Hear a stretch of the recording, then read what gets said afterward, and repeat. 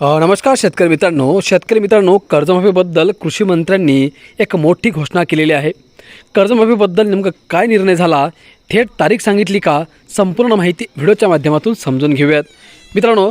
त्यामुळे तुम्ही हा व्हिडिओ शेवटपर्यंत बघा आणि आपल्या शेतकरी मित्र या यूट्यूब चॅनलला तुम्ही अजूनही सबस्क्राईब केलं नसेल तर लवकरात लवकर सबस्क्राईब करून घ्या। तर चला जास्त वेळ न घेता आजच्या या व्हिडिओला आपण सुरुवात करूयात।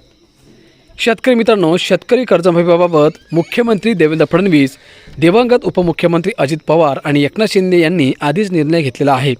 सध्या माहिती संकलनाचे काम सुरू असून एप्रिलपूर्वी माहिती उपलब्ध होणार आहे। परदेशी साहेबांच्या अध्यक्षतेखाली समिती स्थापन करण्यात आली आहे। या समितीचा एप्रिलच्या पहिल्या आठवड्यात अहवाल येईल। 30 जूनपूर्वी शेतकऱ्यांना कर्जमाफी देण्याचा निर्णय होईल असं कृषी मंत्री दत्तात्रय भरणे यांनी सांगितलं आहे। सुनेत्रा पवार यांनी राष्ट्रीय अध्यक्षपदाची जबाबदारी घ्यावी अशी आमदारांची भावना असली तरी 13व्या दिवसानंतर सर्व वरिष्ठ नेते आणि आमदार एकत्र बसून निर्णय घेतील। सध्या पवार कुटुंब दुःखात आहे। 13 दिवस पूर्ण होईपर्यंत या विषयावर चर्चा करणे योग्य नाही। त्यानंतर सर्वांच्या भावना ऐकून निर्णय होईल अशी ठाम भूमिका दत्तात्रय भरणे यांनी बारामती येथे स्पष्ट केली आहे। भरणे म्हणाले, उपमुख्यमंत्री सुनेत्रा पवार यांनी थेट भेट घेतली आहे। आम्ही सर्वजण तुमच्यासोबत आहोत असा विश्वास त्यांना दिला।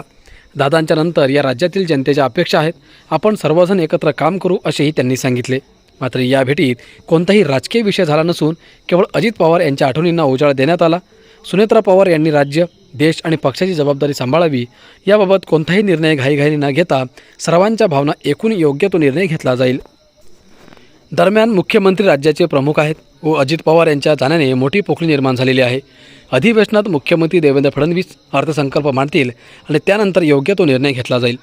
शेतकरी कर्जमुक्तीबाबत अर्थसंकल्पात मर्यादित तरतूद होऊ शकते, मात्र दिलेला शब्द सरकार नक्की पाळेल असा विश्वास भरणे यांनी व्यक्त केला।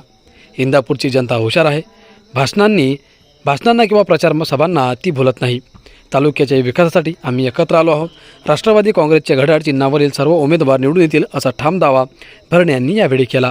तर मित्रांनो, अशा प्रकारे या कर्जमाफीच्या संदर्भातली ही एक महत्त्वपूर्ण अशी माहिती समोर आलेली आहे आणि लवकरच मुख्यमंत्री या कर्जमाफीबद्दल घोषणा करतील। अर्थमंत्री ज्यावेळेस जे विधेयक आहे ते सादर करतील त्यावेळेस या कर्जमाफीबद्दल घोषणा करण्याची शक्यता इथे वर्तवण्यात आलेली आहे। मित्रांनो, मी अपेक्षा करतो तुम्हाला माहिती महत्त्वाची वाटली असेल तर आपल्या व्हिडिओला एक लाईक करा, चॅनलला सबस्क्राईब करा। धन्यवाद।